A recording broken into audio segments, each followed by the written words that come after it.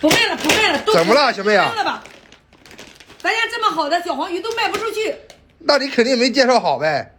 我天天介绍都没用，那我再给，那你是不是没用心啊？我再给哥哥姐姐们介绍一下。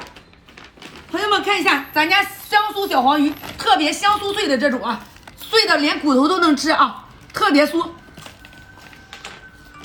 我跟朋友们分享一下，就这样1包、2包、3包，点个红心再送1包。